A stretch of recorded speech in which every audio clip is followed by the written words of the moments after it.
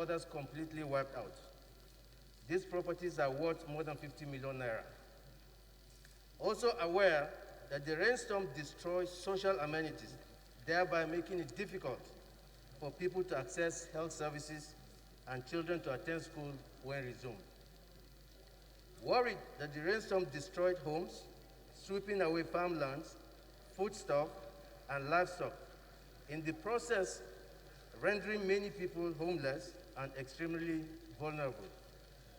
Concerned that if urgent action is not taken to arrest the situation, the economic and social security of the people may face inherent danger of being adversely affected. Cognizant that failure or delay in arresting the situation could cause outbreak of diseases and expose the residents to COVID-19 pandemic and economic hardship. The House resolved to urge the National Emergency Management Agency, NEMA, to provide building material, household supplies, foods, and other relief material to the victims immediately. The House also urged the Northeast Development Commission to provide relief material and support in reconstruction and resettlement of these villages. The House resolved to mandate Committee on Emergency and Disaster Preparedness and Northeast Development Commission to ensure compliance. Mr. Speaker, honorable colleagues, I so move.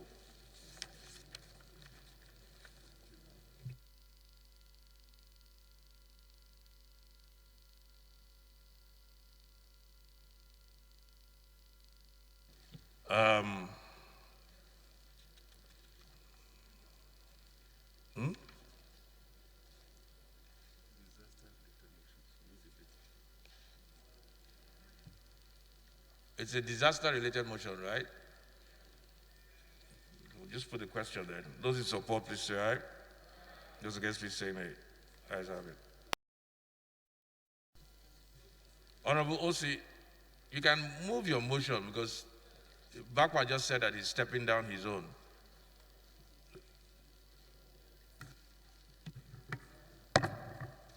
Thank you, Mr. Speaker. Honorable colleagues, I move that the motion on the need to support the use of alternative medicine for the treatment of COVID-19 cases in Nigeria.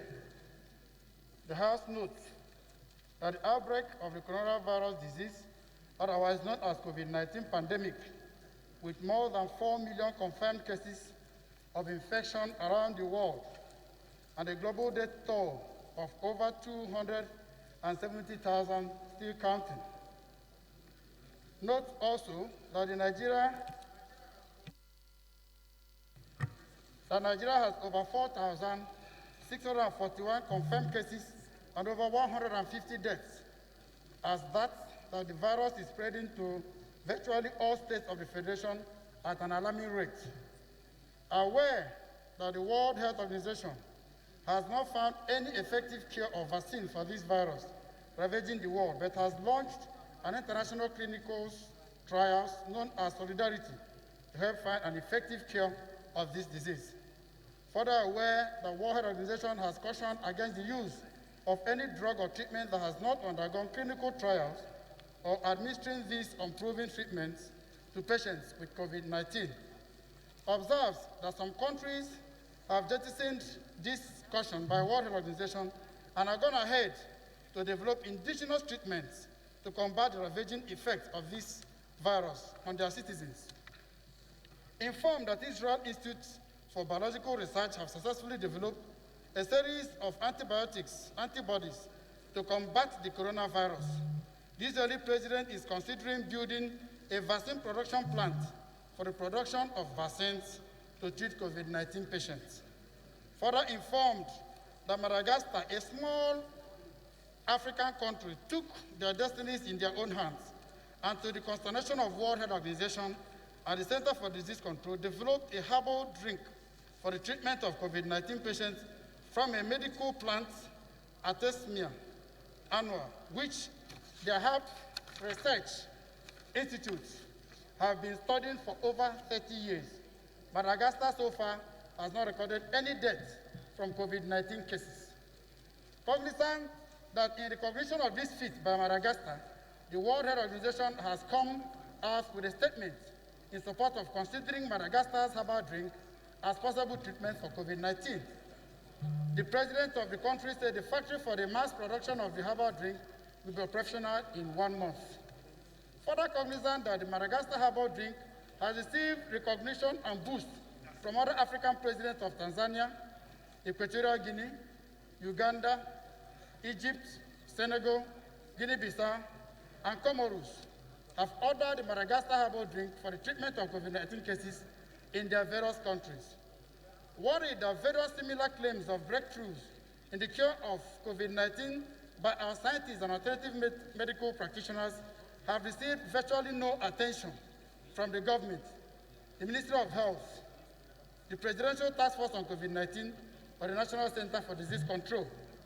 Further worried that the government and its agencies have instead volunteered for the World Health Organization Solidarity Program, where sadly our citizens will be used as lab rats for World Health Organization's untested and unproven vaccine and treatments that are not indigenous to our people.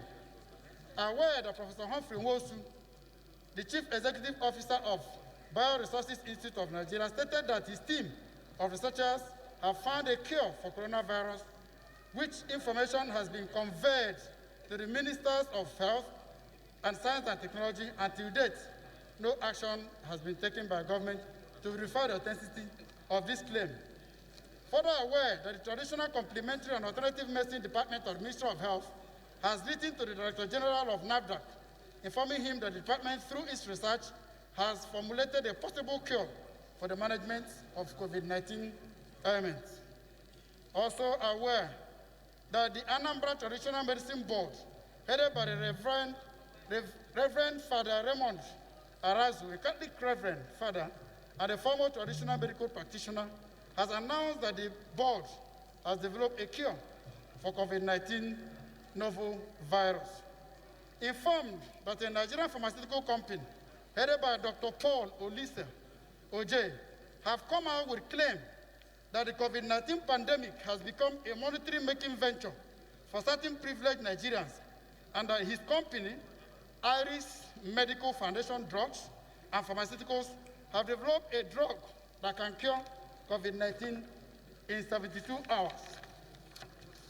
Further informed that the medical practitioner has challenged the government to give him 10 infected patients and allow him to place them on his drug, known as Vendi Elixir, which has been used in the past 80 years in the treatment of viral infections that are drug resistant, affirming that he is willing to infect himself first with the virus and cure himself under 72 hours using the drug. Aware that Nigeria is blessed with medical plants which can be exploited for the management of COVID-19 disease, and some of them have documented scientific evidence of long use for the management of respiratory infections with medical properties of anti-inflammatory and antiviral effects. Concerned that instead of our government to look inwards and encourage our scientists and alternative herbal practitioners like other countries are doing, we are rather waiting for World Health Organization for a cure and subjecting our people to be used as experimental guinea pigs for vaccines which are still in the developmental stages. Believes that there is need to encourage and support some of the claims by our local scientists and alternative medical practitioners, as some of their claims sounds convincing enough to hazard a trial of the drugs developed by them. After all, it's still the same trial of treatments that World Health Organization is currently engaged in, and they have come out to support the breakthrough from Madagascar. So why not try Nigerian remedies as well? The House resolved to urge the government to support and encourage the use of locally developed remedies for the management and treatment of COVID-19 ailments in Nigeria in order to ascertain their efficacy. 2, mandate the House Committee on Health to interface with the relevant government agencies to ensure that locally developed remedies for the treatment of COVID-19 are included in clinical trials by World Health Organization under its Solidarity Initiative. I so move, Mr. Speaker.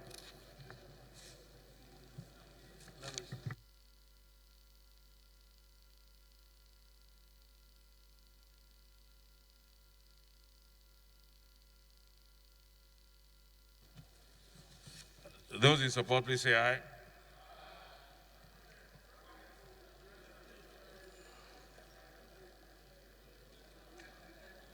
Okay, Honorable Side.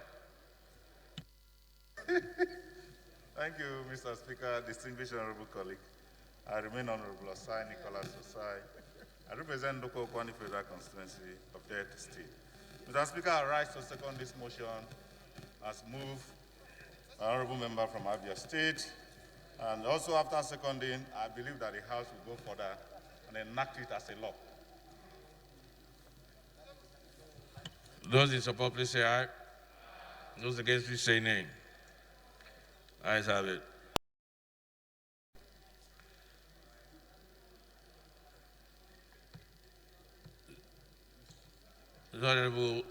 Honorable Dow Magaji.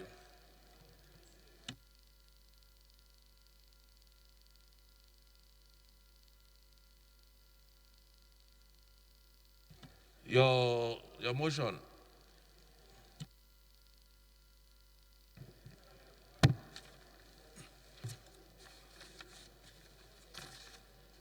Thank you, Mr. Speaker. Point of order. What's your point of order? Privilege. Go ahead. Mr. Speaker, Order 6, Rule 1 and 2, sir. Matter of privilege, sir. Go ahead. What's your privilege? It has been breached. Mr. Speaker, I want to say that I have the privilege. My name is Onofio Gluke, 18 and Seribom Surubium Federal Constituency of Akwa Ibom State. Mr. Speaker, I think I have a privilege to make a contribution on this floor as it concerns my people. But before I do that, Mr. Speaker, I need to be put on sufficient notice about the issues that ought to come up for deliberation on a particular day sitting, Mr. Speaker. Mr. Speaker, as it concerns today's sitting, Mr. Speaker, as at yesterday, the normal channel of sending the order paper did not get to us. And today we are in a sitting that has 16 matters on the order paper, 7 of which are second reading of bills and very critical bills. I cannot make those contributions if I have not had time to research it. Only 1 hour to the time of sitting that I am privileged to see the order paper in my inbox that was sent exactly by 10 a.m., Mr. Speaker. So I want to plead that subsequently that we look into it to have this order paper to come to us earlier so that we can do research and then make meaningful contributions as it affects the lives of Nigerians. Thank you very much, Mr. Speaker. The breach of your privilege is noted and you are very much on point. Chairman Business, please note the breach of privilege so that next time moving forward, members will have sufficient notice. I think they're supposed to have at least 2 days notice of pending motions and bills.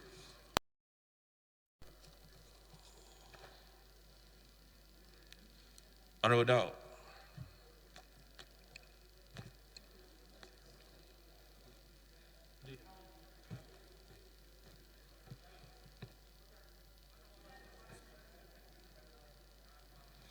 Is Honorable Dambazao here? Dambazao? You have a motion, don't you? Go ahead. Thank you, Mr. Speaker, honorable colleagues.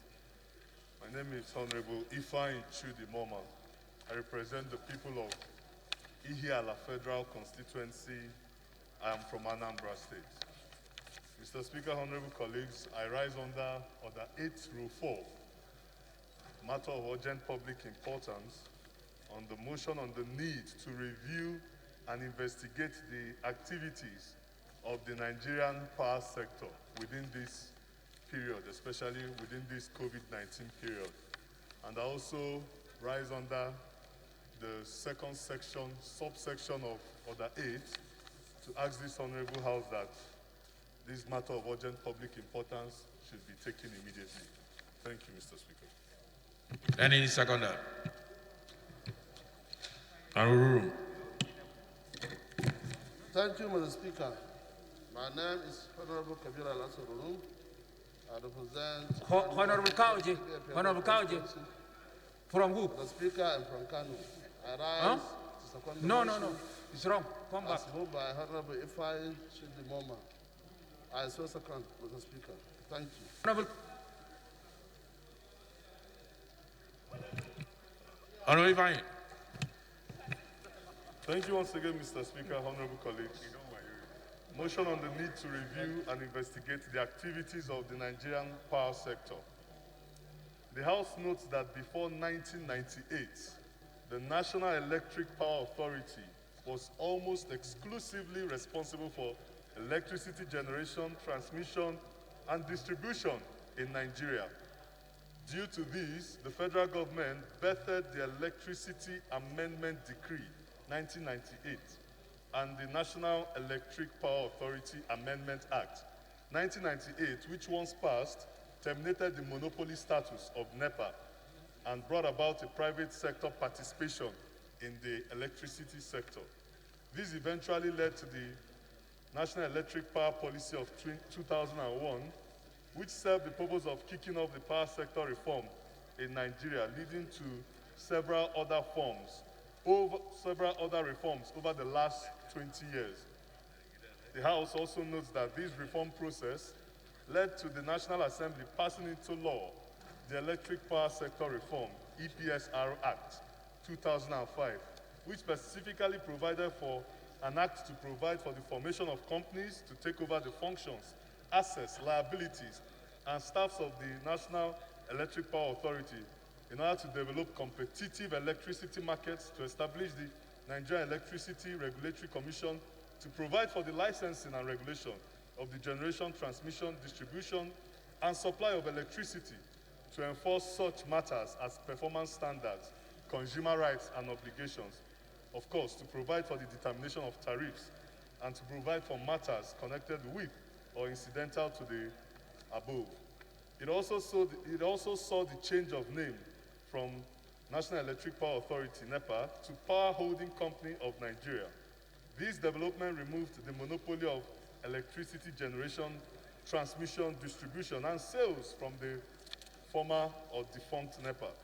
Concerns that, despite government regulatory framework, huge expenditure, and private sector participation investment to meet long-term reform objectives, which says that deliver quality, reliable, and efficient electricity to consumers at reasonable prices, constant supply of adequate electricity, is still a huge challenge in Nigeria, especially within this COVID-19 period.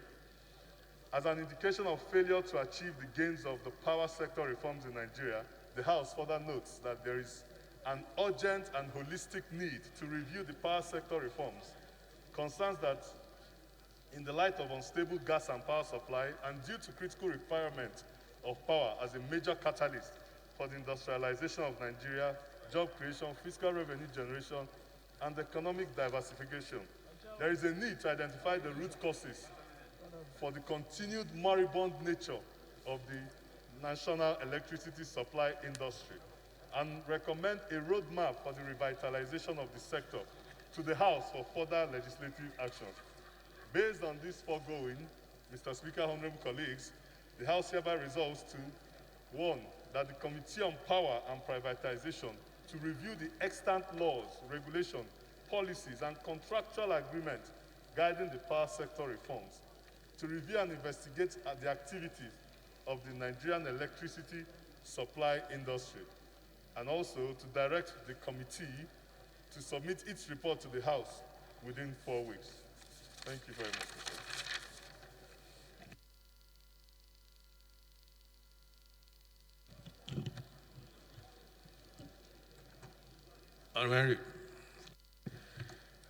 Thank you, Right Honorable Speaker, my dear colleagues. I remain Henry Wauba, Mbitolu, Ikeduru Federal Constituency. I rise to second the motion ably moved by my colleague. I so second.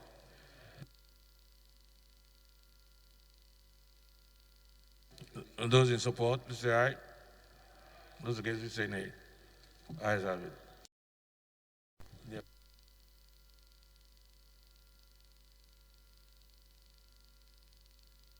Honorable members, it has come to the notice of the Speaker that members are not respecting the social distancing guidelines. Please, all members should respect the social distancing guideline as written in the chairs. Honorable Aisha Duku. Thank you very much, Right Honorable Speaker, my highly respected colleagues. I come under Rule 8 on urgent public importance. Mr. Speaker, my motion is on the urgent need to look into the evacuation of the Almajirai amidst the coronavirus pandemic. I so move.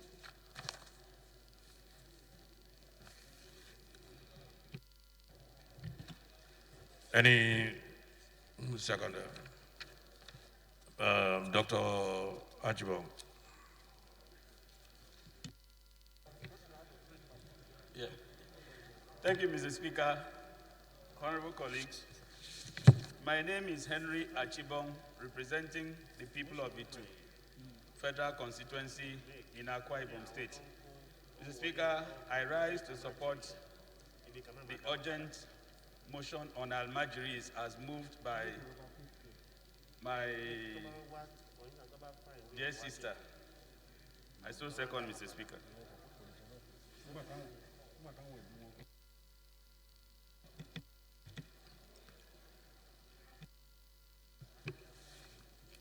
Thank you, Right Honorable Speaker. The motion, as I said, is on the urgent need to look into the evacuation of Almajirai amidst the coronavirus pandemic. The House recalls that governors under the aegis of Northern Governors Forum, sorry, Mr. Speaker, this is a co-sponsored motion by me and Dr. Shehu Balarabe Kakale, member representing Bodinga, Dengue, Shuli, Ture, Federal Constituency from Sokoto State.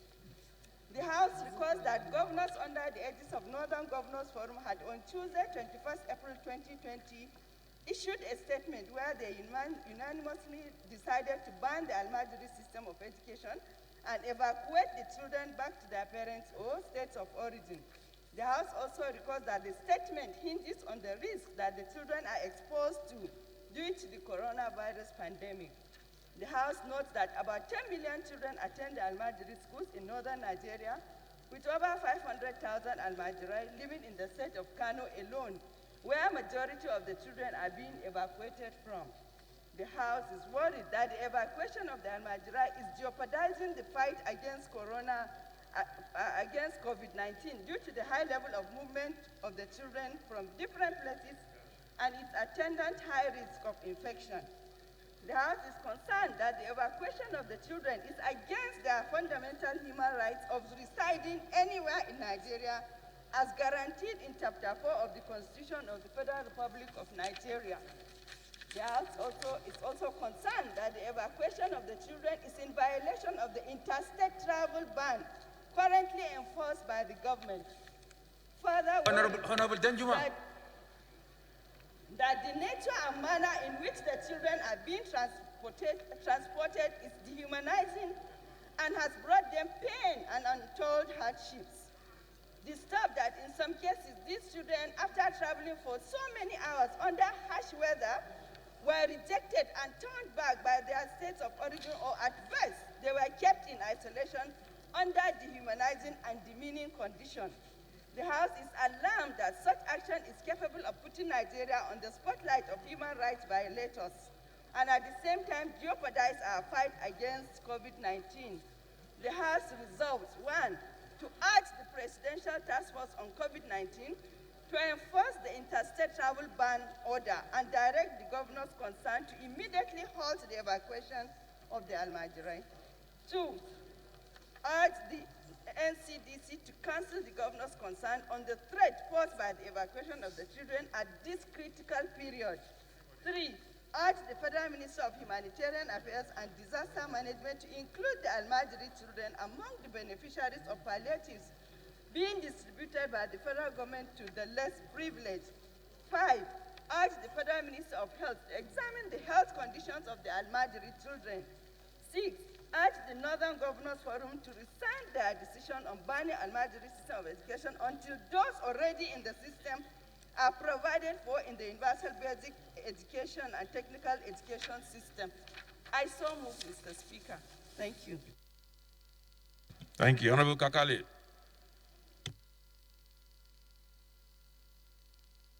Only second.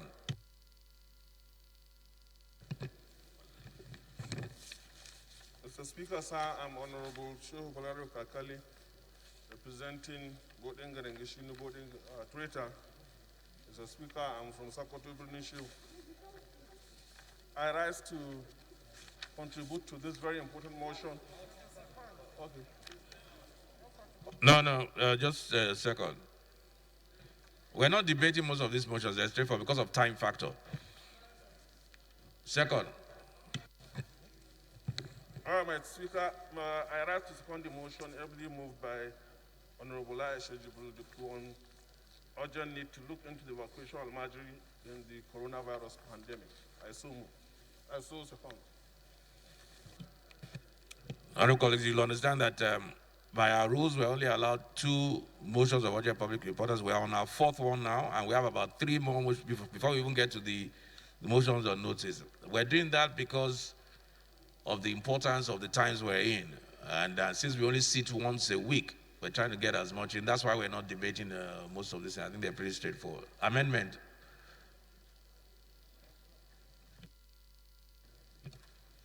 Thank you, Mr. Speaker, honorable colleagues. My name is Tobi Okechukwu. I represent an area of Wodiri Federal Constituency from Enugu State. Mr. Speaker, I want to, one of the prayers, the last one, where she said, urge the Northern Governors Forum to resign their decision on banning Almajiri system of education until those already in the system are provided for the universal basic and technical education. Mr. Speaker, this was a decision they made. So I would suggest that an amendment should not ask them to resign, but they should urge the Northern Governors Forum to provide for the universal, to provide the Almajiris with the requisite tools for the universal basic and technical education system. I so move. Honorable Chris. Thank you, the Right Honorable Speaker, my respected colleagues. I am Chris Emeka Azubog. I represent Nnewi North, Nnewi South, and the Kusigo Federal Constituency from Anambra State. Mr. Speaker, I rise to second the amendment to the prayer, assembly moved by the Deputy Minority Leader. I so second. Those in support of the amendment, please say aye. Those against it, say nay. Ayes have it. Amended, please say aye. Those against it, say nay. Ayes have it. We go straight to Honorable Nkiruka. Thank you, Mr. Speaker. I rise on Order 824 to move a matter of urgent public importance on the urgent call for immediate stoppage of human rights abuses and extrajudicial killings of innocent Nigerians by security operatives in the course of enforcement of COVID-19 lockdown. I call for suspension of our rules to enable me to move it as early as urgent. Honorable Bagos, you want a second? Thank you, Mr. Speaker. I'm Dachu Musa Bagos. I rise to second the motion raised by Honorable Ikiruka. I so second, Mr. Speaker. Honorable Ikiruka, please move your motion.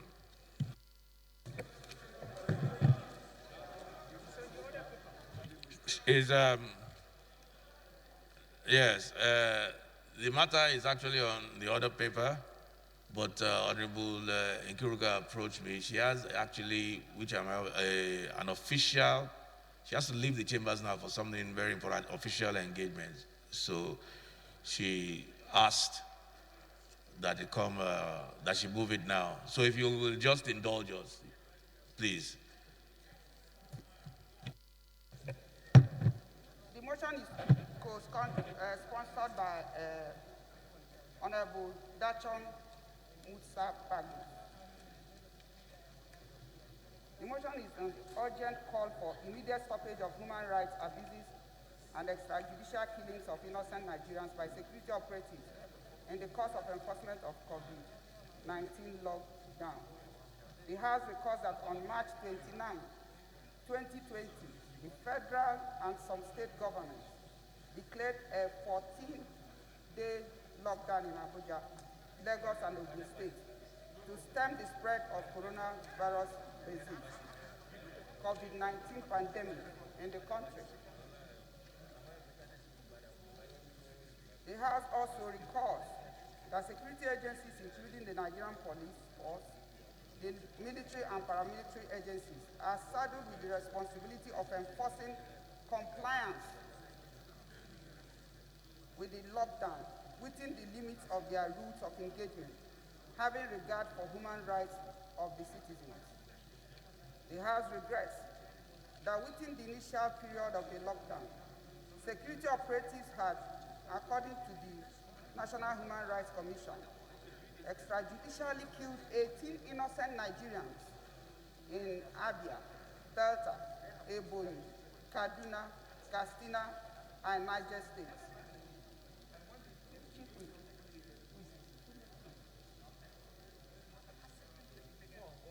The House also regrets that as at April 13, 2020, when the lockdown was extended for another 2 weeks, the figure was more than the total number of Nigerians killed by the virus. The House is informed that of the 18 deaths, the Nigerian Correctional Services was responsible for 8. Nigerian Police Force was responsible for 7. The Nigerian Army was responsible for 2, while the Ebonyi State Task Force on COVID-19, AFIP, South Local Government, was responsible for 1. The House notes that in the second phase of the lockdown, precisely between April 15 and 23, 2020, officers of the Nigerian Police Force and the Nigerian Security and Civil Defense Corps killed 7 more persons in Abia, Anambra, and Rivers State. The House is worried that the case of Abia State has assumed a more worrisome dimensions with the brutalization of the people and killing of 5 innocent persons, namely Onyemazu Chibueze of Isochi, Umunochi local government area of Abia, on April 4, 2020, a petrol station attendant at Obo Hill, Aba, on Monday, 6th April 2020, Amo Biwe, a commercial motorist in Omuikia, Isialangwa South local government area, on Wednesday, 15, 2020. Ifeanyi Arunsi of Ebemo Hofia on Friday, 17th April 2020, and 1 person in Orata Junction, Aba, also was killed on Friday, 17th April 2020. The House also notes that besides the killings, security operatives have also assaulted innocent Nigerians in the name of enforcing COVID-19 lockdown directive. And evident in the case of one Miss Tolaziz, who was assaulted by Inspector Ikesua Taiwo and Constable Abbas Ibrahim in Iwo, Osun State in early April. And some security operatives had also intimidated and extorted money from innocent Nigerians, as in the case of Mrs. Nwaboho Obiajolo and her son, Chukwuike, from whom officers of the Nigerian police collected a sum of 120,000 on Friday, 17th April 2020 for flouting the lockdown directive in Delta State.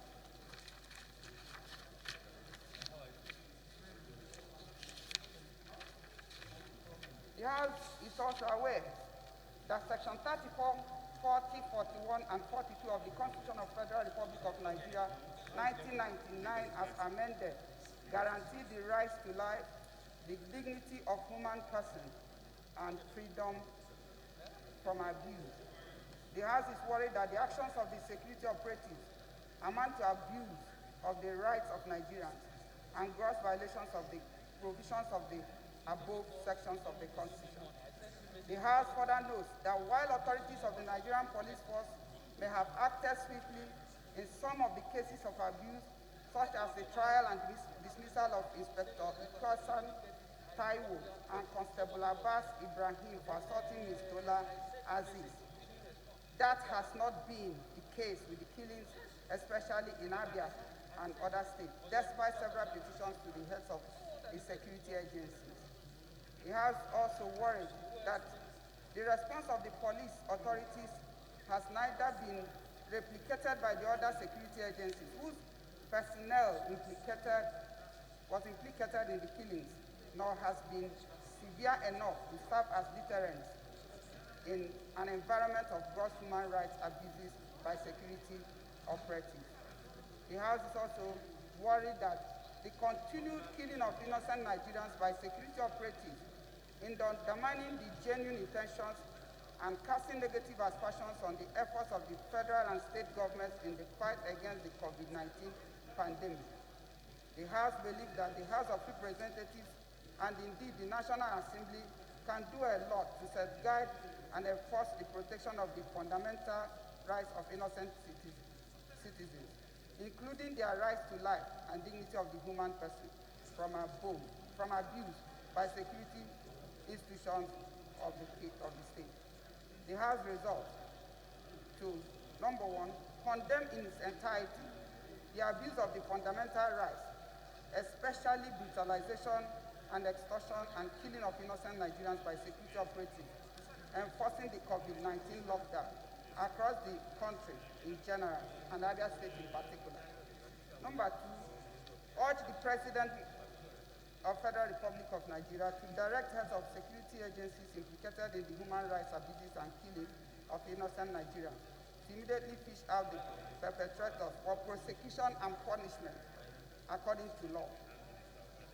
And three, mandate the Committee on Police Affairs, Defense, Interior and Human Rights to investigate the abuses and killings and to ensure the implementation of Resolution 1 and 2 above. I so move. Honorable Oladije, Chairman rules. Chairman loans, you are not respecting social distancing. Honorable.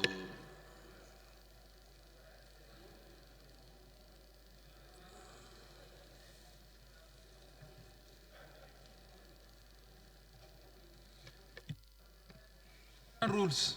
Chairman loans, you are not respecting social distancing. Mr. Speaker, distinguished colleagues, my name is Idem Unyime, member representing Ukanafun Rogonam Federal Constituency in Akwa Ibom State. Mr. Speaker, I rise to second the motion as moved by my colleague. I so second.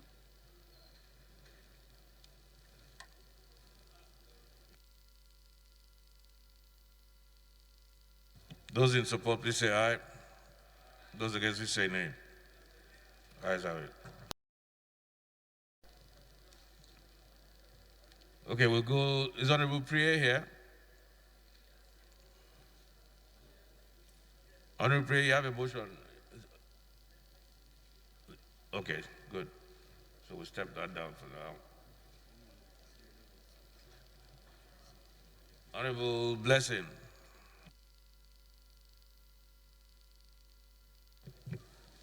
Thank you, Mr. Speaker.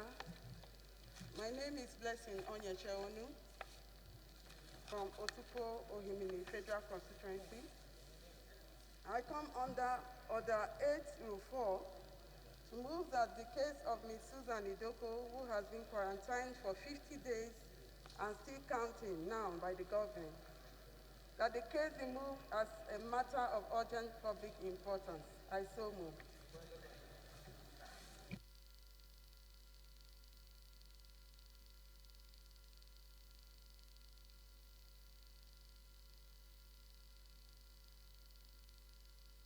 Reverend. Thank you, Mr. Speaker. Francis Ejirobine Waeles by name. I present the entire people of Ughelli North, Ughelli South, and Udu. Mr. Speaker, I'm from Delta State. I rise to second the motion ably moved by my sister from Benue State. I so second.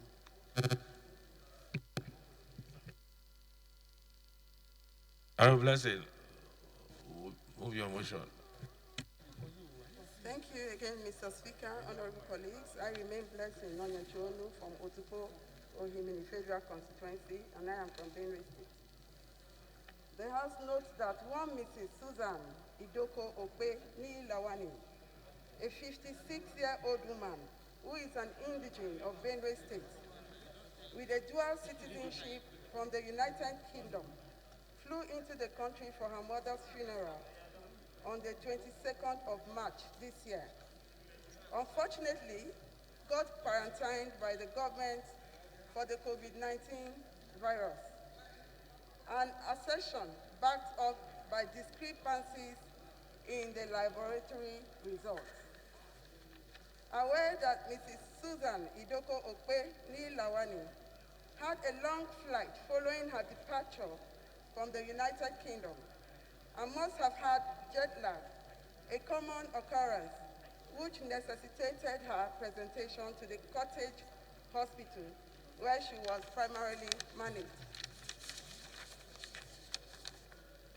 Disturbed that the details of this Mrs. Susan Idoko Okpe Lawani is not consistent with that of the lady who was referred from the Benue State Teaching Hospital, Makodi, to Gwagwalada Specialist Hospital, Abuja.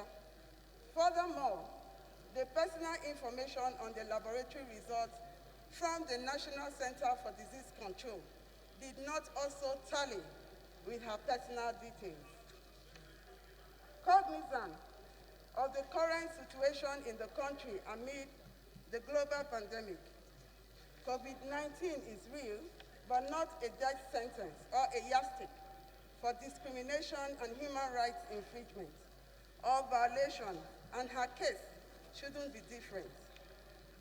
It is worthy of note to say that the measures put in place by the government to tackle this disease is very laudable and cannot be overemphasized.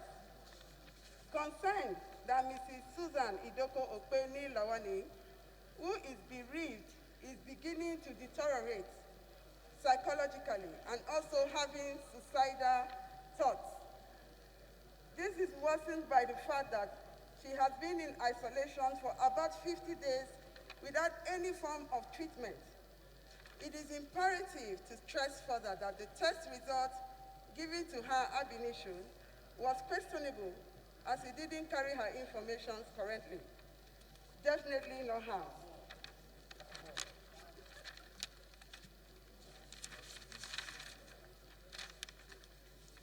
While other results were given verbally, she has also been forced to take treatment for COVID-19, even in her asymptomatic state.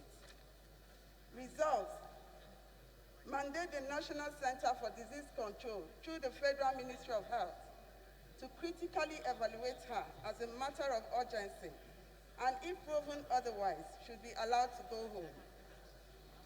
To also carry out quality contact tracing, encourage persons who are symptomatic to go for proper clinical evaluation and management with prompt release when they return to their pre-morbid state. Discourage stigmatization, inhumane treatment, and violation of human rights. I so submit. Thank you, Mr. Speaker.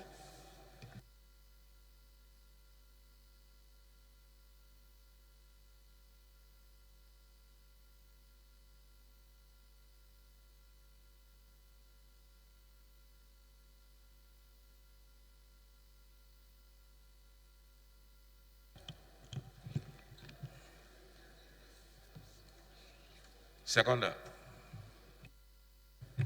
Thank you, Mr. Speaker. My dear honorable colleagues, I'm Honorable Suleiman Samaila.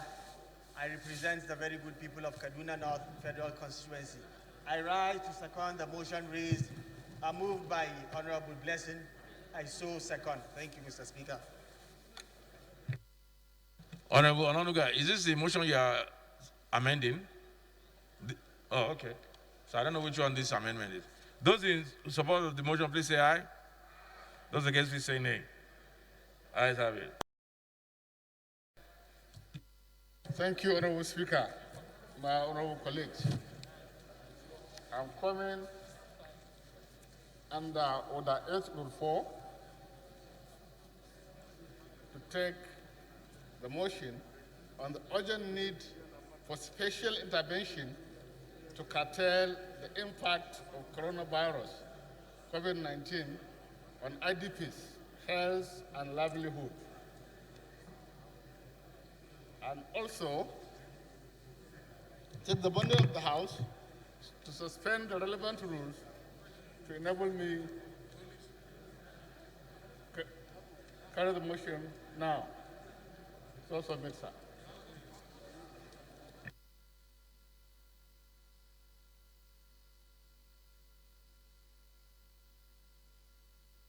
Leader. Thank you, Mr. Speaker. Honorable colleagues, my name is Honorable Gideon Gwani. I come from Kaduna State and I represent Kaura Federal Constituency. Mr. Speaker, honorable colleagues, I rise to second the two motions ably moved by Honorable Jega for him to take the motion. Thank you. Thank you, Honorable Speaker, my honorable colleagues.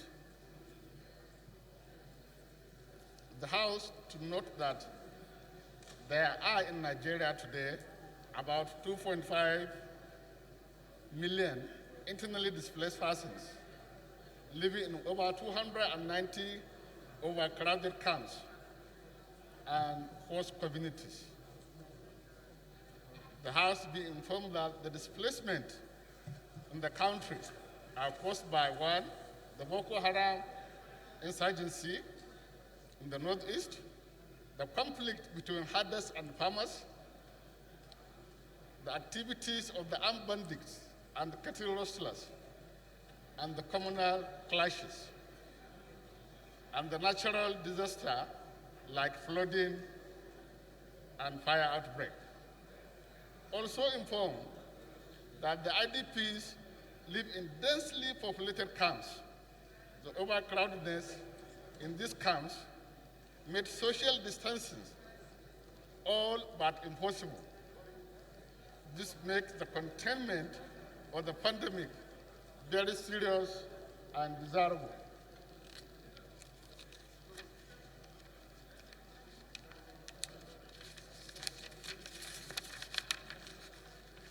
The House be aware that the IDPs, people fleeing disasters, are the most vulnerable, and most of them are with strained and fragile health conditions. Worried that the current situation with regards to COVID-19, there is an apparent need for urgent federal government special intervention in the following areas: provisions of food, provisions of non-food but essential items such as medicine, face masks, hand sanitizers, soap, detergent, and buckets. The House is concerned that sensitization program across the camps in the country to educate the IDPs on the basic hygiene become necessary. We can only imagine what it will look like for the men, women, and children living in displacement camps if the pandemic strikes in any of the overcrowded camps in the country. The House resolved to, one, urge the federal government urgently intervene and make special grant of 5 billion naira the National Commission for Refugees, Migrants, and Internally Displaced Persons to curtail the impact of COVID-19 pandemic in the nation's IDPs camp. 2, mandate the Committee on IDPs to ensure judicious use of the fund. Also move. Thank you. Honorable Kalambari.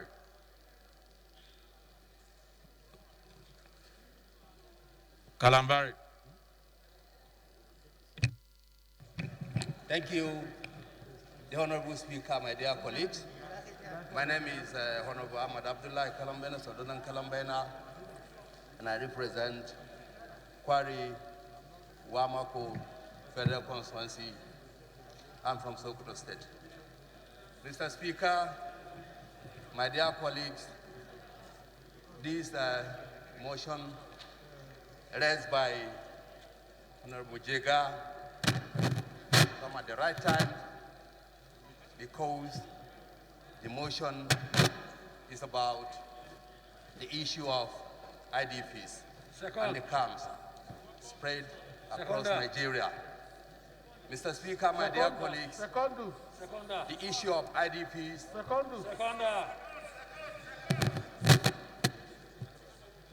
So it's for secondment.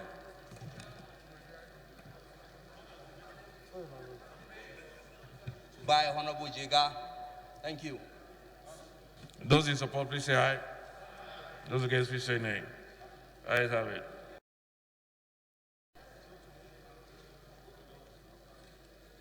Okay, the last motion of urgent public importance we'll take is from Honorable Ben Ibakwa. Honorable Ben, your motion is about 4 pages, so we'll just take, I guess, go to the last page. It's too long, and then we'll go to the prayers. Thank you, Mr. Speaker. I am Honorable Ben Roland Ibakwa. Mr. Speaker, my matter of urgent public importance is on the need to review and renegotiate China-Nigeria loans agreement. Mr. Speaker, just like you have advised, I believe our colleagues will read this from the other paper. By the time we are done, I'll start the first page and the last page. Note that whereas there is widespread global concern about the fraudulent, irregular, and underhand characteristics of Chinese loans contracts with African states, which has resulted to a new form of economic colonization forced by China, there is an urgent need to subject all subsisting Nigeria-China contractual loan agreement to forensic fiscal scrutiny and review. Aware that records from Nigeria Debt Management Office reveal that Nigeria has obtained so far 17 loans from China, which the servicing will last till 2038, with the first one getting matured by the year 2018. We are aware that China loans are black market loans. They are one-chance loans, and there's need for this House and the government of Nigeria to sit tight so that we can take care of our future and the future of our children. Worried by the startling revelation as published in an online article by Mama Ekeruchi in Star Business Economy of 26, 2018, that Chinese company generate their highest revenue from Nigeria. Between 2000 and 2016, these companies have earned 34.2 billion from implementing projects in Nigeria, some of which are tied to loan agreements. Unemployment, there are about 64,500 Chinese workers that are employed locally. Thus, we are losing on all fronts. Resolved that since the National Assembly has been put in the dark how most of these Chinese loans were collected and utilized, yet we appropriate a high-powered investigation committee to be set up by this Honorable House to look into all extant China-Nigeria loans agreements since 2000, with a view to ascertaining their viability, regularization, and renegotiating them if possible. That in the light of the COVID-19 starting from China, the House Committee on Treaties, Protocols, and Agreements, Committees on Finance, as well as Debt Management, be mandated to liaise with the Ministry of Finance and Debt Management Office to seek for review or outright cancellation of latest China loans to Nigeria on the principle of force majeure. Mr. Speaker, this is the essence. I hereby move for this. I beg to move.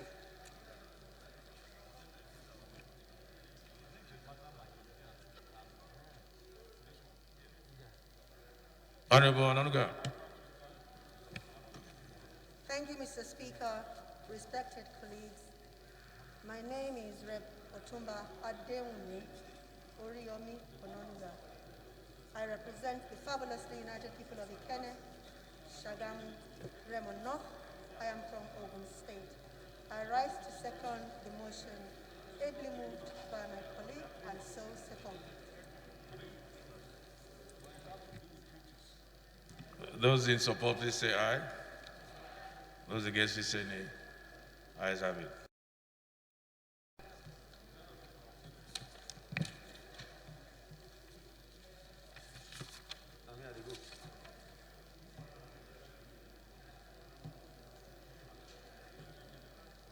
To you, Abi?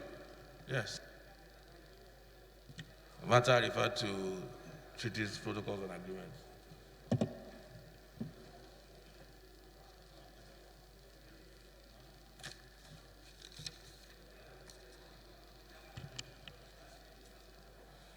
Honorable colleagues, first business of the day is a presentation of 4 bills. I now invite the clerk to read their short title.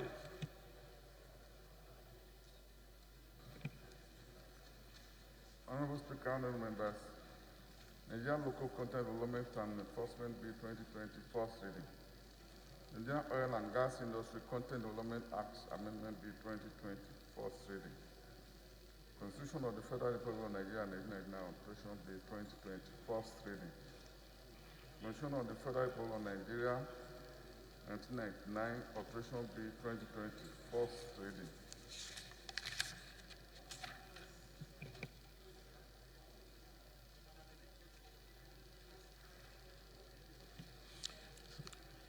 The second business of the day is presentation of report of the Committee on Police Affairs on a bill for an act to repeal the Police Act, Cap P19 law of the Federation of Nigeria 2004, and enact the Nigeria Police Act 2020 to provide for the framework for the police force and ensure cooperation and partnership between the police and host communities in maintaining peace, protecting life and properties, and for related matters, standing in the name of Honorable Bello Suleiman Kumo.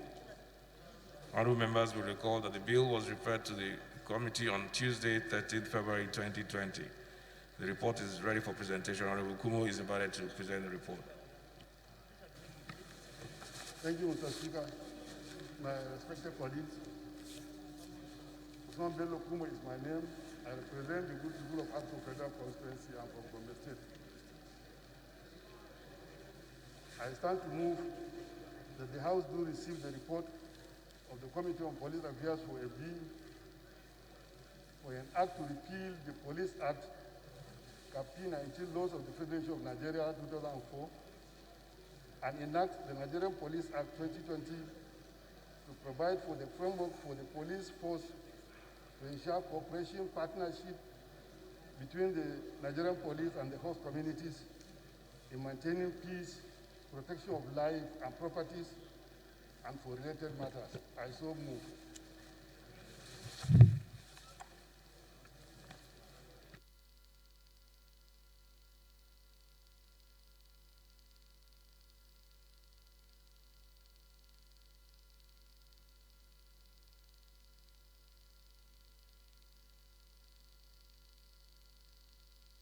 Honorable Member Victor.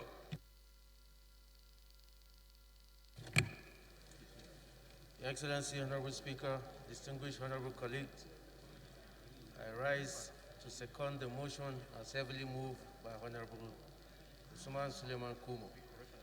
I so second.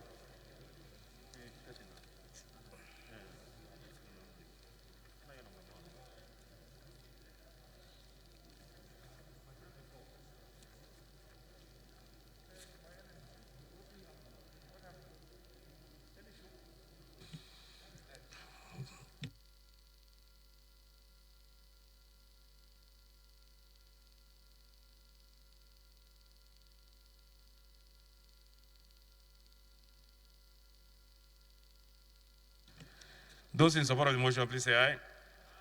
Those against, please say nay. Ayes have it. Honorable Kumo, please lay the report.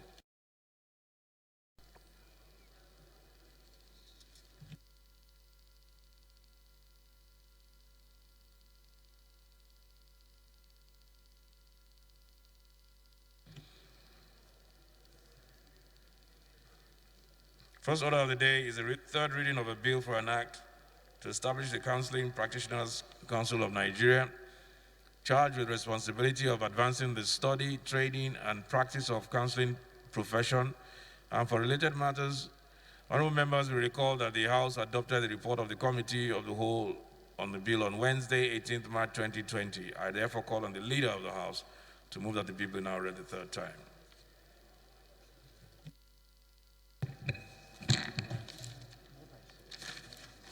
Thank you, Right Honorable Speaker. Honorable members, I am Ado Dogwa, representing Dogwa Tudunwada Federal Constituency. Mr. Speaker, I am from Kano State. Mr. Speaker, I rise to move that a bill for an act to regulate to repeal the Nigerian Airspace Management Agency Act, Cap 90, Laws of the Federation of Nigeria, 2004, and enact the Nigerian Airspace Management Agency Bill for the purposes of providing efficient air navigation services in Nigeria, ensuring safety and regulation of air navigation in Nigeria and to any other place which Nigeria has responsibility of providing air navigation services. Third reading. Okay. Third reading.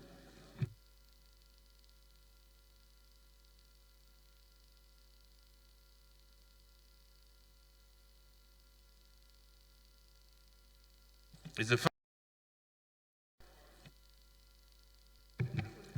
Sorry, Right Honorable Speaker, I stand to be guided.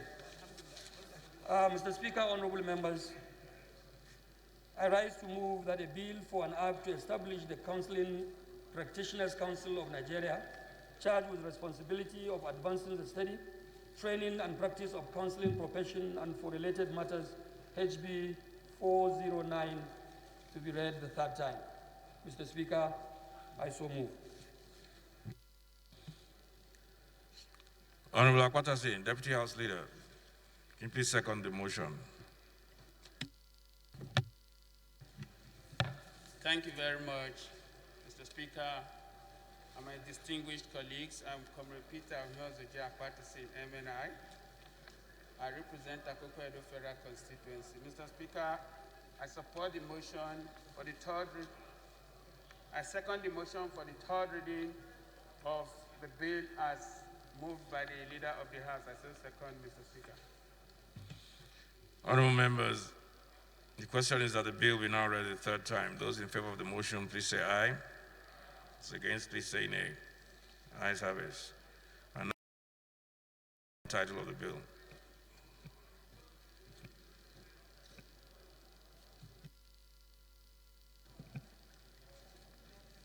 Honorable Speaker, honorable members, the bill for now to establish the Counseling Practitioners Council of Nigeria, charged with the responsibility of advancing the study, training, and practice of counseling profession and for related matters. Third reading. Bill read the third time and passed.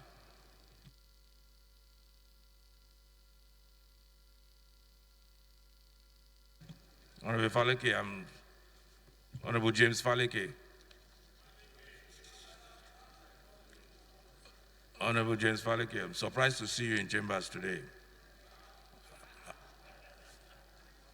He knows what I'm talking about. I didn't think you'd make it to chambers today. It's good to see you. Should I tell the House why?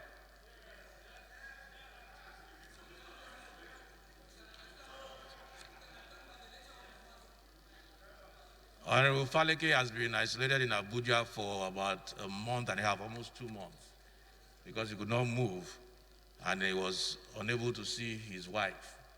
His wife came in yesterday from Lagos, and I was so sure that he would not be in chambers today.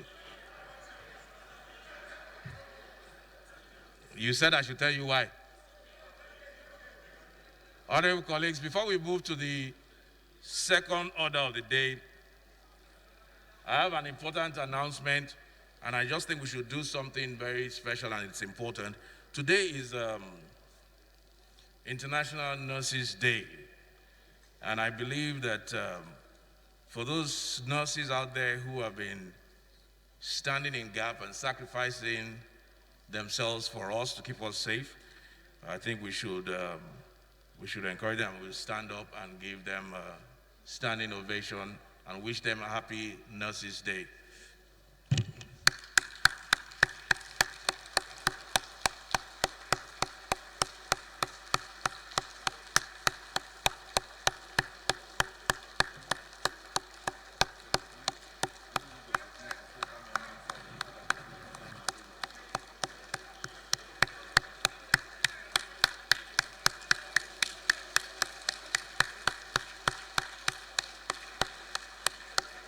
Let's not spoil it. We'll take it again later.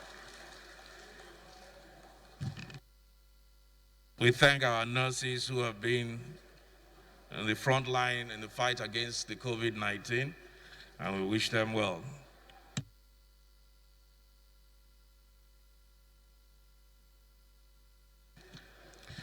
Honorable colleagues, the second order of the day is the third reading of a bill for an act to regulate the profession of agriculture and to make provisions for the establishment, function, and administration of Nigerian Institute of Agriculturists and for related matters. Honorable members will recall that the House adopted the report of the Committee of the Whole on the bill on Wednesday, 18th March 2020. I therefore call on the Leader of the House to move that the bill be read a third time.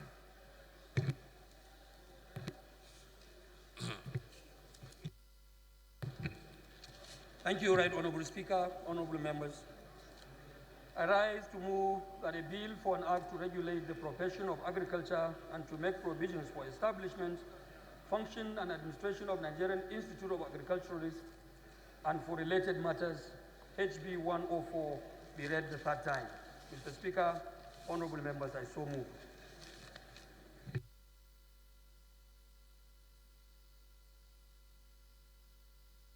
Deputy Leader. Thank you, Mr. Speaker, my distinguished colleagues. I remain Comrade Peter Hosiji Akwatisi in MNI. I second the motion ably moved by the House Leader that Bill number HB 104 be read for the third time. I so move, Mr. Speaker. We now read the third time. Those in favor of the motion, please say aye. Those against, please say nay. Ayes have it. And I invite the clerk to read the long title of the bill.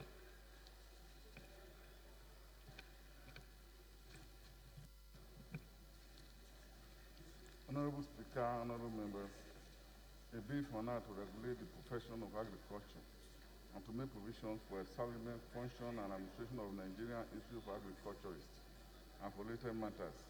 Third reading.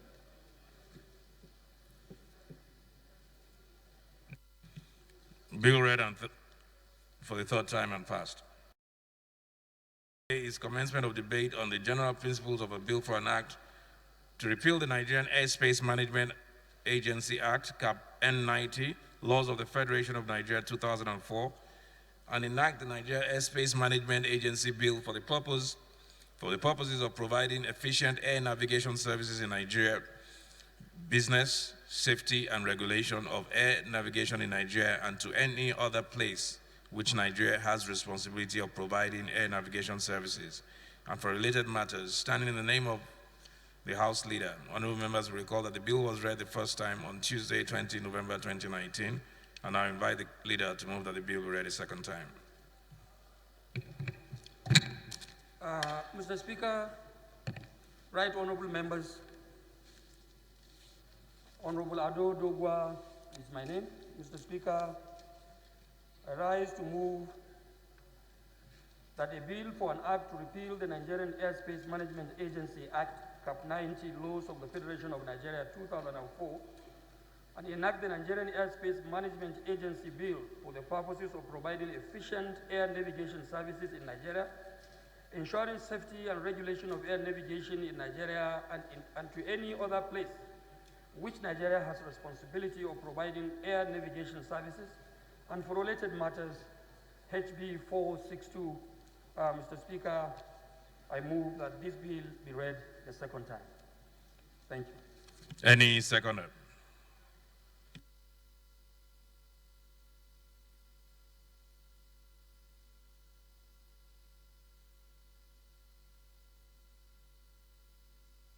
Honorable Nasir Ali Ahmed. Thank you very much, Mr. Speaker. My name is Nasir Ali Ahmed.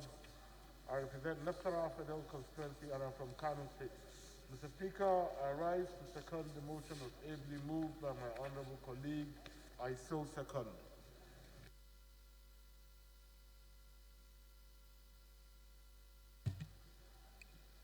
Honourable members, the question is that the bill be now read a second time. Those in favor of the motion, please say aye.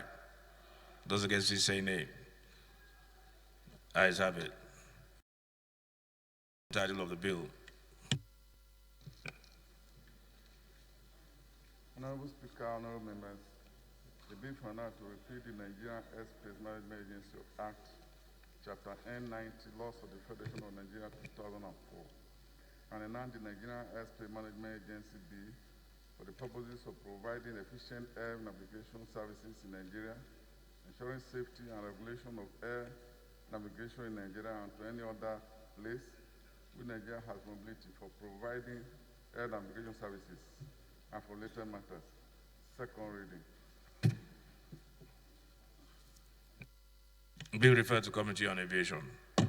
Fourth order of the day is commencement of debate on the general principles of a bill for an act to repeal the Nigerian College of Aviation Technology Act, Cap N96, Laws of the Federation of Nigeria 2004, and enact the Nigerian College of Aviation Technology Bill to provide for its organization, council, and operation, and for related matters, standing in the name of the House Leader.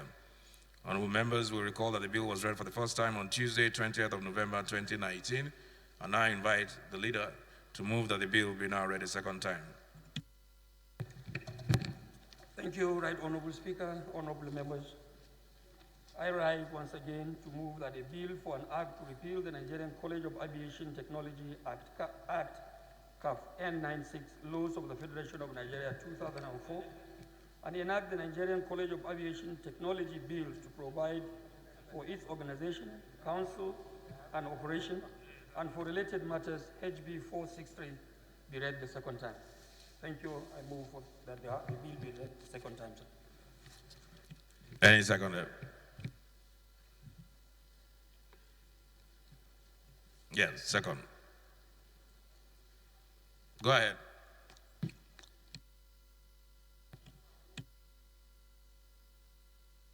Okay, you're already standing. Go ahead. Thank you, Mr. Speaker, honorable colleagues. I am Abdullah Ibrahim Ali Halims, representing Ankpa Omala Alhambra Federal Constituency. I rise to second the motion for second reading of the bill as moved by the majority leader. Thank you.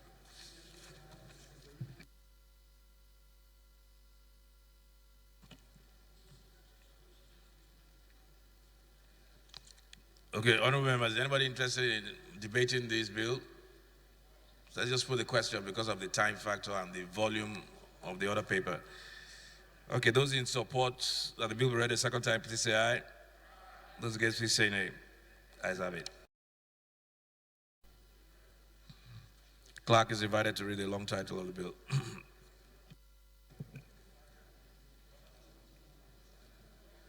Honorable Speaker, honorable members, the bill for now to repeal the Nigerian College of Aviation Technology Act, Chapter N96, Laws of the Federation of Nigeria 2004, and enact the Nigerian College of Aviation Technology Bill to provide for its organization, council, and operation, and for later matters.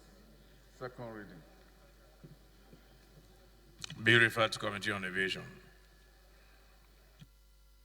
Fifth order of the day is commencement of debate on the general principle of a bill for an act to repeal the Nigerian Meteorological Agency Act 2003 and enact the Nigerian Meteorological Agency to provide for the regulation of meteorology and for related matters, standing in the name of the House Leader.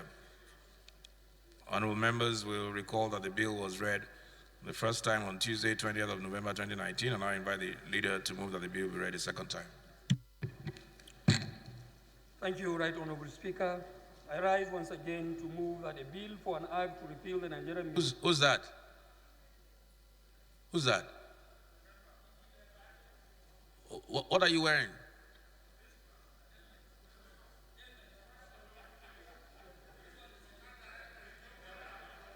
Okay.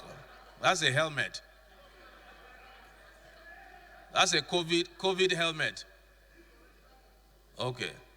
Leader. Thank you, Right Honorable Speaker, honorable members. I rise to move that a bill for an act to repeal the Nigerian Meteorological Agency Act 2003 and enact the Nigerian Meteorological Agency Bill to provide for the regulation of meteorology and for related matters, HB 464, be read the second time. Mr. Speaker, honorable members, I so move.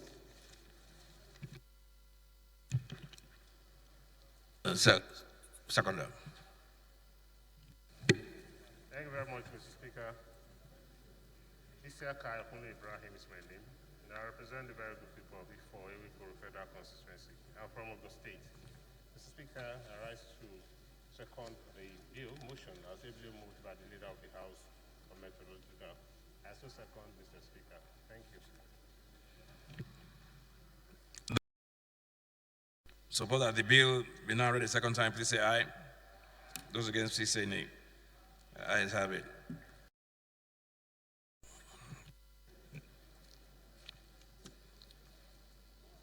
Honorable Speaker, honorable members, the bill for now to repeal the Nigerian Meteorological Agency Act 2003 and now the Nigerian Meteorological Agency Bill to provide for the regulation of meteorology and related matters. Second reading. Bill referred to Committee on Aviation. Commencement on debate of the general principles of a bill for an act to provide for the establishment of Nigeria's Safety Investigation Bureau for the regulation, prevention, and providing effective administration for safety investigations in Nigeria. And for related matters, standing in the name of the House Leader, honorable members will recall that the bill was read the first time on Tuesday, 20th of November 2019. And I invite the Leader to move that the bill be read a second time. Thank you, Right Honorable Speaker. My distinguished colleagues, I rise once again to move that a bill for an act to provide for establishment of Nigerian Safety Investigation Bureau for the regulation, prevention, and providing effective administration for safety investigation in Nigeria and for related matters, HB 465, be read the second time.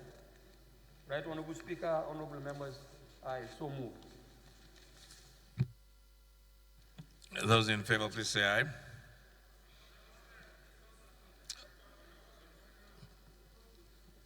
Second, is that Honorable Abbas? Yeah, you've been putting up your hand for a while. Second this one. Thank you, Mr. Speaker. Abbas Adigun is my name.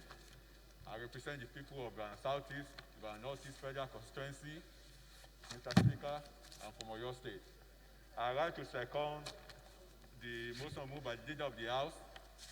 I so second. Those in support, please say aye. Those against, please say nay. Ayes have it.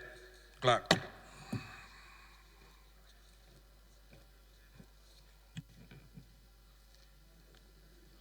Honorable Speaker, honorable members, a bill for now to provide for the establishment of Nigerian Safety Investigation Bureau for the regulation, prevention, and providing effective administration for safety investigation in Nigeria and for related matters.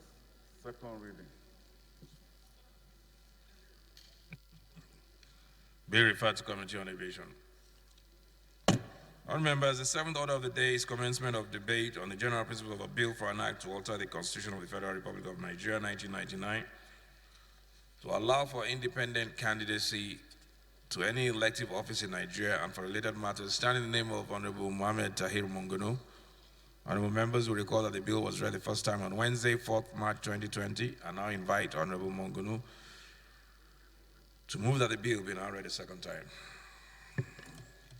Honorable Speaker, honorable members, my name is Mohammed Tahir Mongono.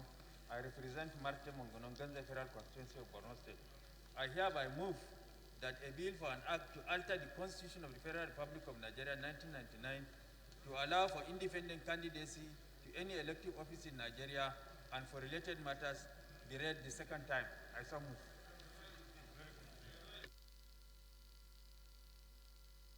Honorable Jaga. Okay. Thank you, Honorable Speaker, my honorable colleagues. I'm Mohammed Umar Jaga, representing Alero Gondu Jaga Federal Constituency. I'm from Kebbi State. I rise to second the motion. The second reading of the bill is moved by Honorable Mungunu. I so second. Okay, we'll take a couple of contributions on this. Honorable, I'm going to lead the debate. Okay. Thank you, Honorable Speaker, honorable members. I remain Mohammed Tahir Monguno. I represent Martin Monguno, Ganjai Federal Constituency of Borno State. Mr. Speaker, it is now common knowledge that constitutions of nations are not supposed to remain static. They are supposed to be living documents that are subject to amendments to take care of objective and subjective realities of the time. And it was against this backdrop that this bill was sponsored to allow for independent candidature in our political space. And the reasoning behind the sponsorship of this bill is to deepen democracy in our country and give level playing field for all citizens that want to contribute their quota to national development. As it is now, there is the general perception that political parties are hijacked by few group of people that dictate who becomes a candidate in the various political parties. That is the general perception. And as such, a lot of people that ordinarily are desirous of contesting on such platforms were excluded from contesting on such platforms, as evidenced by the avalanche of cases that we have in our courts of exclusion of people that are desirous of contesting on political party platforms. And Mr. Speaker, again, the other reason behind the sponsorship of this motion is that ordinarily, political parties are supposed to have distinct manifestos, programs, aims and objectives that are supposed that they want to render to the people. But as it is now, our political parties have the same manifesto, the same aims and objectives.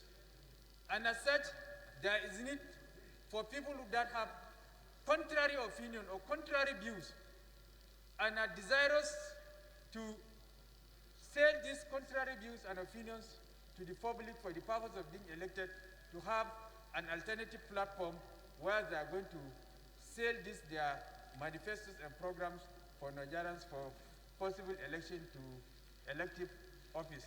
As rightly said by the late Bola Ige, that our political parties are sesame twins of, with leprous hands and what have you.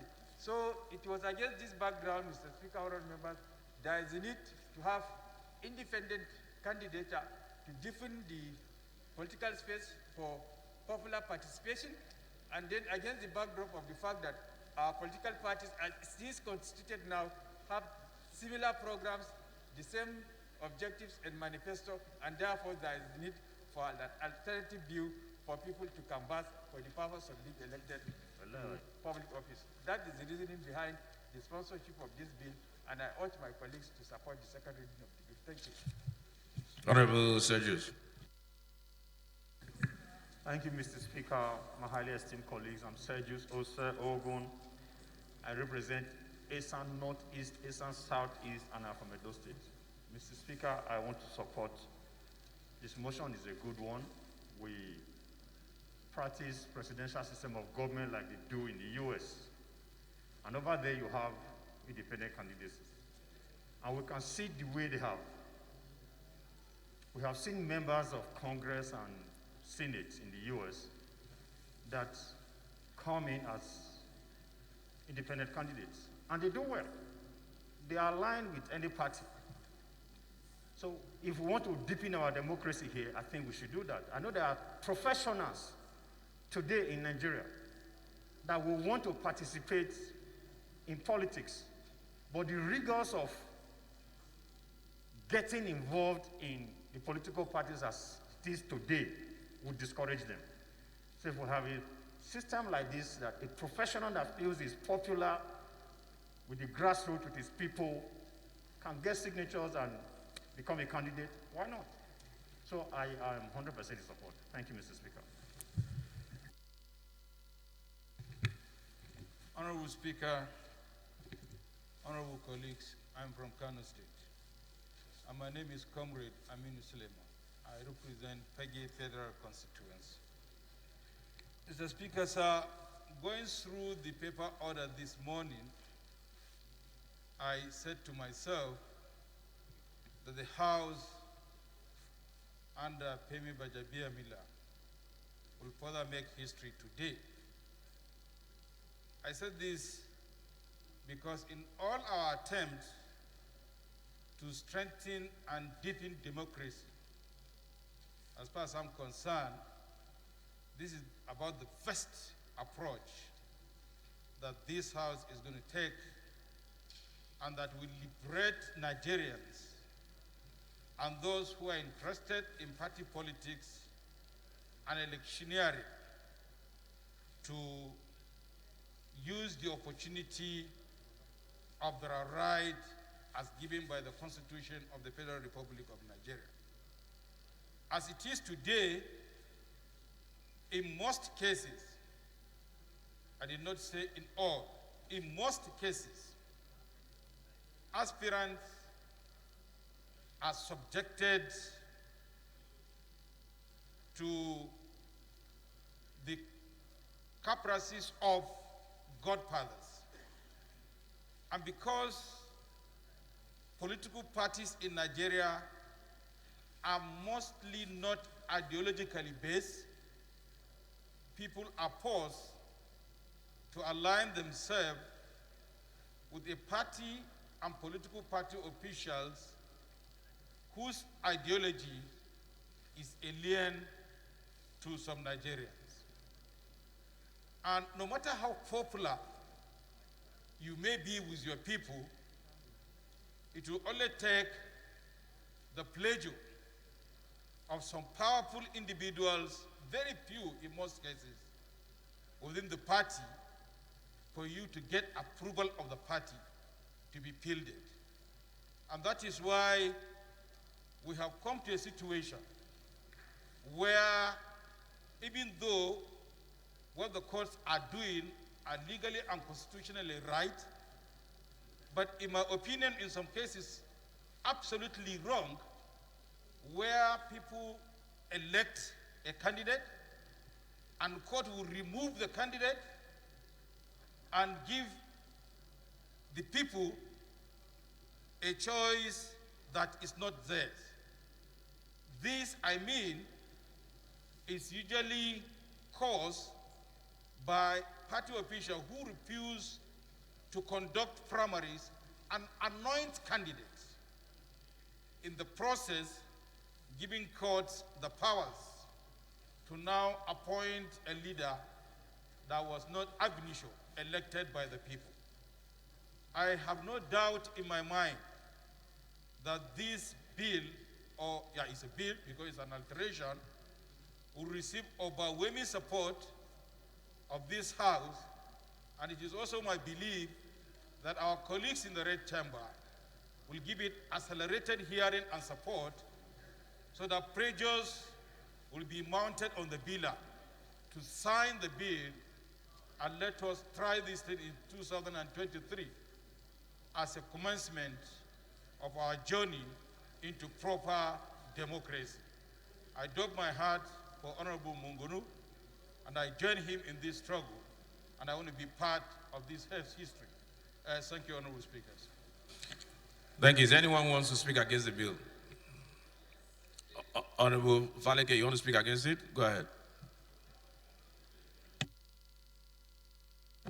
Thank you, Mr. Speaker, honorable colleagues. My name is James Abiodun Faleke.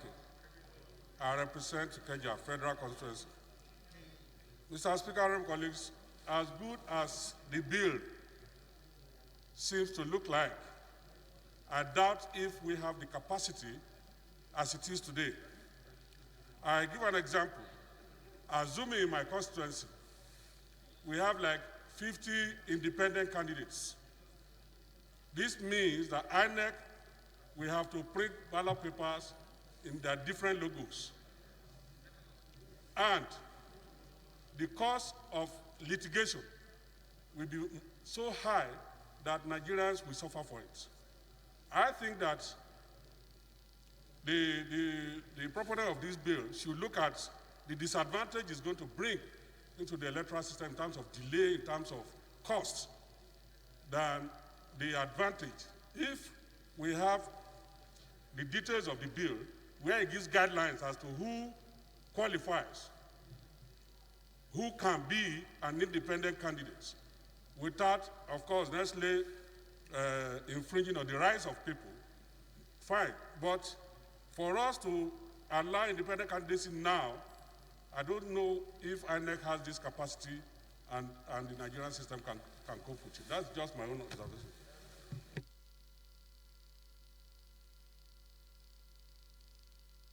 I think we'll just, it's a constitutional amendment. It's going to go for public hearing, I guess. Go to the committee on constitutional amendment. So we'll just put the question. Those in favor, please say aye. Those against, please say nay.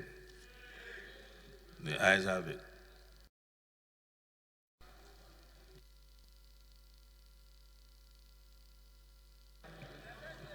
The bill is referred to the Committee on Special Ad Hoc Committee on... Okay, sorry, Clerk, read the long title.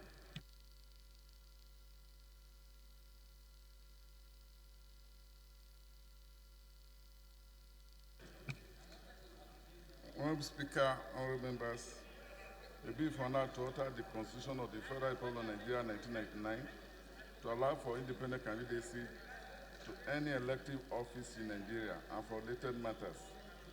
Second reading. Bill referred to the Committee on Special Ad Hoc Committee on Review of the 1999 Constitution. Honorable colleagues, the eighth order of the day is a motion on rescission of the resolution of the House on Quarantine Act, Repeal and Enactment Bill 2020, HB 836, pursuant to Order 9, Rule 1, Sub-Rule 6, signed in the name of Honorable Abubakar Fulata. Honorable Fulata is invited to move the motion. Thank you, Mr. Speaker. Honorable colleagues, my name is Abubakar Fulata. I represent Berniwa Krika Samagri Federal Constituency. Mr. Speaker, I'm from Jigawa State. Rescission of the resolution of the House on Quarantine Act, Repeal and Establishment Bill 2020 HB 836, pursuant to Order 9, Rule 16 of the Standing Orders of the House of Representatives. House notes that on Tuesday, 28 April 2020, a bill for an act to repeal the Quarantine Act. Step back quickly. Cap Q2, Laws of the Federation of Nigeria, 2004, and enact the Control of Infectious Disease Bill and make provision relating to quarantine and make regulations for preventing the introduction into the spread in Nigeria of dangerous infectious diseases and for related matters was read a second time and referred to the Committee of the Whole. Realizes the need to engage members of the public and relevant stakeholders to make contributions to the bill. Resolves to rescind the initial referral on the Quarantine Act, Repeal and Enactment Bill 2020 and refer same to the Committee of Healthcare Services and Health Institutions and justice for further legislative action. I so move. The whip, Chief Whip, can you second? Okay. Honorable Speaker, honorable members, I second the motion moved by the Chairman Rules and Business. My name is Mohammed Tahir Munguno. Those in support, please say aye. Those against, please say nay. Ayes have it. Is motion on urgent call for immediate stoppage of. Okay, we've taken that. That was Honorable Kiruka's bill.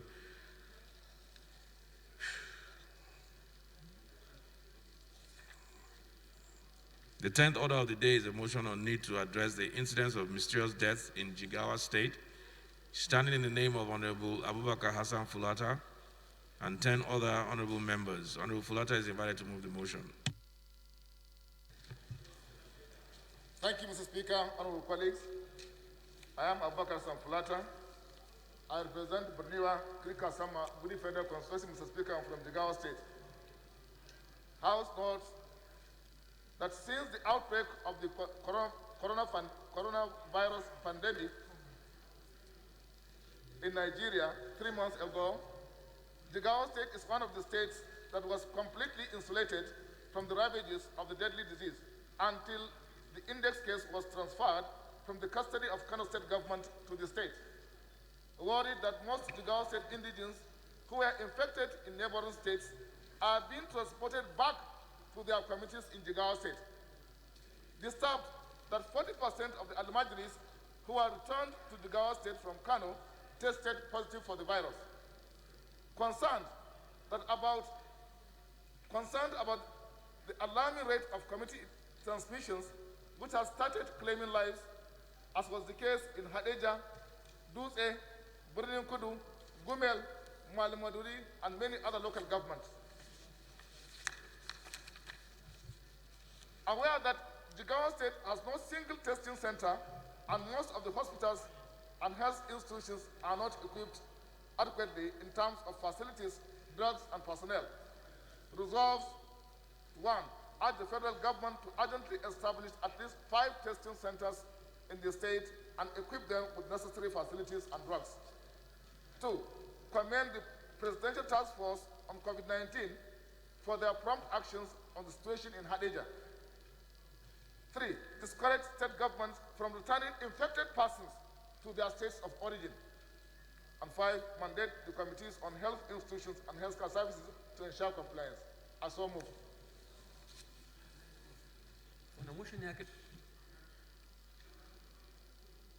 Okay, so let's take a seconder first.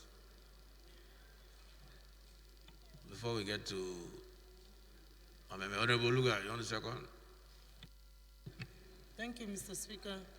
My name is Honorable Taiwo Luga, member representing Irewole Ayedade, Ishaka Federal Constituency. Mr. Speaker, I'm from Osho State. I rise to second the motion as moved by my honorable colleague.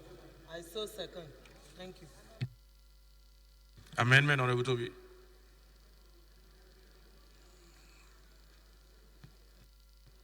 Thank you, Mr. Speaker, honorable colleagues. My name is Toby Okechukwu and I represent an area of Wodi River Federal Constituency from Enugu State. Mr. Speaker, the body of the motion clearly establishes the imperfections of the state of affairs in Jigawa State and the absence of testing centers. Whereas the other portions of the motion speaks to those, the prayers, speak to the issues in the body of the motion, I do not see how the House will now adopt prayer 2, which is commend the Presidential Task Force for their prompt action in situation in Hadeja. Which is prompt action? Is there any testing? So you said amendment.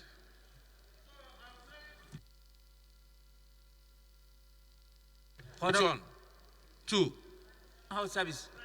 Prayer 2 to be deleted. Okay. Approach the chief. Any seconder? Honorable Lumelu. Thank you, Mr. Speaker. I remain Honorable Godwin Elmelu. and I represent the good people of Anyocho Shimili Federal Constituency. I'm from Delta State. I rise to second the amendment proposed by Honorable Toby Okechukwu. I so second. Those in support, please say aye. Those against, please say nay. Those in support, please say aye. Those against, please say nay. The ayes have it. Those in support of the motion as amended, please say aye. Those against, please say nay. What's your amendment? What's your amendment? Read it now. If you pass it, read it. You are the owner of the amendment. Thank you very much, Right Honorable Speaker, and my distinguished colleagues. Awaji Nombek Dagomie Abiante. Mr. Speaker, I want to add an amendment that reads, to further urge the federal government, the Nigerian Center for Disease Control, and the Presidential Task Force to liaise with all governors and establish testing centers in states that do not have. Mr. Speaker, we will not need to be coming back here every now and then to discuss from state A and state B. 2 weeks ago was for the establishment of test centers. In fact, every local government. We already took that. We already took that 2 weeks ago. We have taken it nationally, and Jigawa is included. Okay, so those in favor of the motion as amended, please say aye. Those against, please say nay. The ayes have it.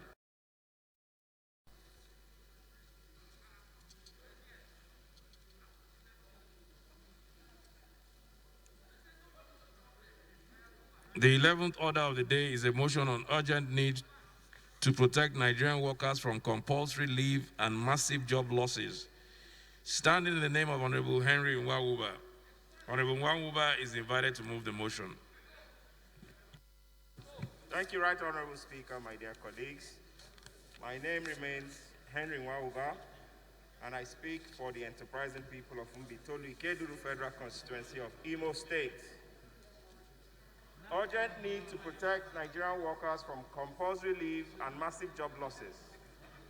The House notes that the COVID-19 coronavirus pandemic, which is significantly challenging the stability of corporate organizations and governments and ravaging the world, and has no doubt distorted global economic ecosystems. Also notes that protection and support for the organized and informal private sector workers under this unfortunate lockdown is very necessary for both continued economic and social development of Nigeria. Aware that a large number of Nigerian workers are being employed by both the organized private sector and big corporate organizations, as well as the informal sector and medium-scale industries with little or no job security, and those workers have no other benefit like the regular civil servants as provided in the Labor Act. Also aware that most of the workers have been working from home since the lockdown without asking for extra pay or gratuity. However, some banks and institutions have started asking their staff to proceed on compulsory leave. Worried that there are indications that most employers of labor after the coronavirus crisis may not be willing or able when it comes to taking the decision to terminate a large number of their employees, judging by perception from economic and corporate data, largely due to the unforeseen and unexpected COVID-19 outbreak. Worried that there are indications disturbed by the unusual circumstance of negative threat of mass sack of workers, which definitely will be devastating to citizens, and this will be consequent on several weeks of economic and business paralysis occasioned by the lockdown, which has stretched the limit of some organizations and corporate businesses, which are beginning to buckle under the weight of the wage burden they may be carrying without corresponding productivity and necessary support from government. Concerned that if the needful is not done as quickly as possible to bolster key sectors through federal government economic packages in terms of income tax support, tax credits, or tax deferrals, short-term work schemes, wage subsidies, and tax moratorium on loan repayment for those organizations, unimaginable mass job losses loom in Nigeria, and this could lead to a great distortion in the economic growth plan of the nation. Also concerned that if policy action are not taken to reduce the socio-economic impact of pandemic through the establishment of obtainable in other climes. The House resolves to set up an ad hoc committee to investigate, monitor, and liaise with corporate institutions with a view to possible intervention to reduce the wage burden on some organizations. I so submit.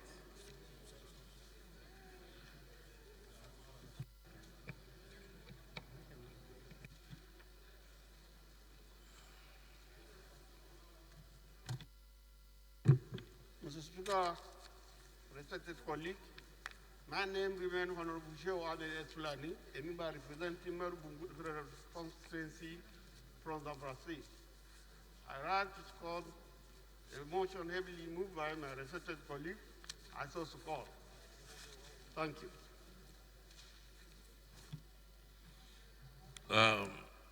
Honorable, I think this should be sent to sort of an ad hoc committee. We have two relevant committees here, that's labor and productivity, and we also set up a committee especially for COVID matters.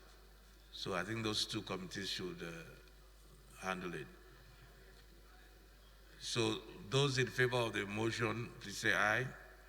Those against, please say nay. Ayes have it. Matter sent to labor, productivity, and COVID committee. 12th order of the day is a motion on gross misconduct and but who's taking this motion? I believe this is Honorable Woody or Honorable Flatter. Yeah. Okay. Okay. 12th order of the day is a motion on gross misconduct and insubordination of Mrs. Marilyn Amobi, Managing Director of the Nigerian Bulk Electricity Trading Company, NBET, standing in the names of Honorable Ali Woodil and 8 other members. Honorable Woodil is invited to move the motion.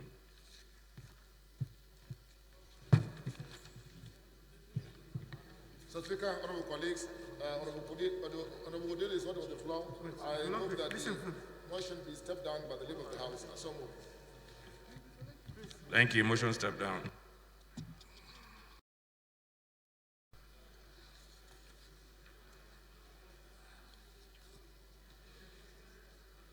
Thirteenth order of the day is a motion on need for urgent investigation and intervention in the attempt by Axis Bank PLC to lay off 75% of its workforce and cut 40% of the salary of its workforce, standing in the name of Honorable Oluwole Oke. Honorable Oke is invited to move the motion.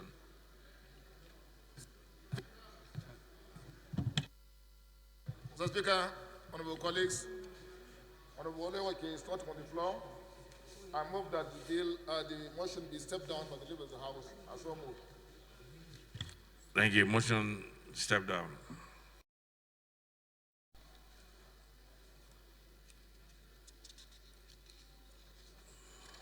Fifteenth order of the day. The Honorable Ibakwa had stepped down his motion earlier. So the 15th order of the day is a motion on need to stop the use of foreign airlines in evacuating Nigerians stranded abroad, standing in the name of Honorable Mohammed Shamsuddin Bello and 8 other honorable members. Honorable Bello is invited to move the motion.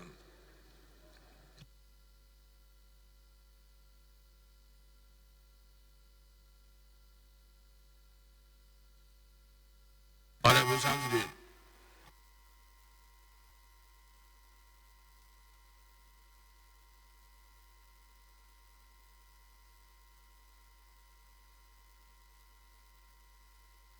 Chairman Rose, can you step down the motion? Number 15, order, 15th order, item 15.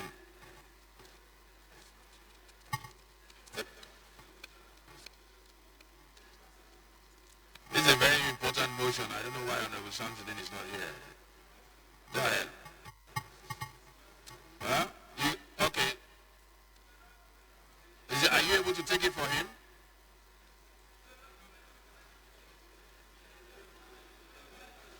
Huh?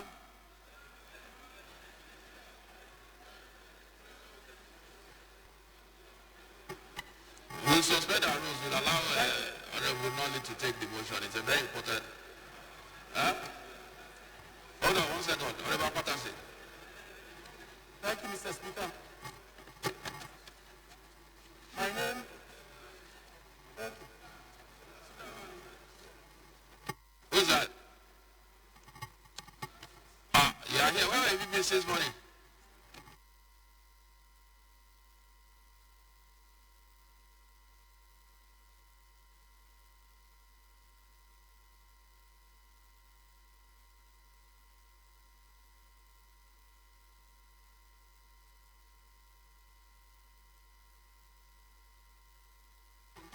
Honorable Samsudin.